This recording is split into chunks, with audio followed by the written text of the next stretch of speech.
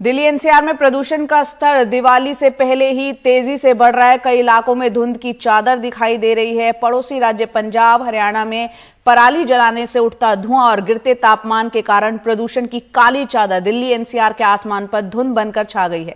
दिवाली और उसके बाद प्रदूषण के हालात और बिगड़ने की आशंका जताई जा रही है और कल तक दिल्ली एनसीआर का एयर क्वालिटी इंडेक्स यानी AQI 300 से 400 के पार होने की आशंका है और यही वजह है कि दिल्ली एनसीआर में ग्रेडेड रिस्पांस एक्शन प्लान यानी ग्रैप के दूसरे चरण में कई पाबंदियां लागू की जा रही है।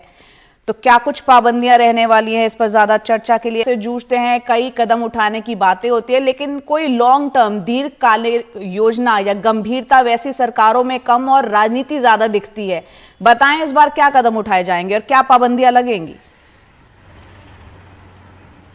आज देखिए जया, ये बात साफ है कि प्रदूषण को कम करने के लिए साल सरकारें उतनी सक्रिय नहीं होती हैं, ना मीडिया उतनी खबरें दिखाता है। यही वजह है कि जब प्रदूषण एकाएक बढ़ने लगता है अक्टूबर के आसपास के, उसके बाद से ये सारी कवायद जो है वो शुरू होती है और एक पैनिक बटन दब जाता है। बिल्कुल। अब फिर से जो है 298, 290 इस तरीके का AQI जो है वो दिल्ली और NCR यानी गाजियाबाद, नोएडा, गुड़गांव पहुंचने लगा है। अब जैसे ये पहुंचने लगा है तो फिर जो ग्रेडेड सिस्टम है 2 उसको लागू किया है। उसमें कई तरीके के निर्देश दिए हैं।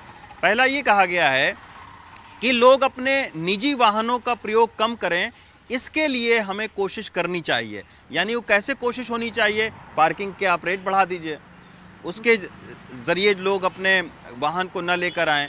15 साल की गाड़ी का आपको पता ही है कि बैन कर दिया गया है। बिल्कुल। साथ में ये कहा गया है कि जो जनसेट हैं डीजल के, वो दिल्ली NCR में नहीं चल पाएंगे, आवश्यक सेवाओं को छोड़ के बाकी जनसेट कहीं नहीं चलेगा। जो कोयले और लकड़ी से चलने वाला तंदूर है उसको बैन कर दिया गया है। तो इस तरीके के तमाम सारे जो है वो कदम उठाए गए हैं, लेकिन अब देखना होगा कि आखिर इसका क्या असर पड़ता है। फिलहाल मीटिंगों का दौर चल रहा है।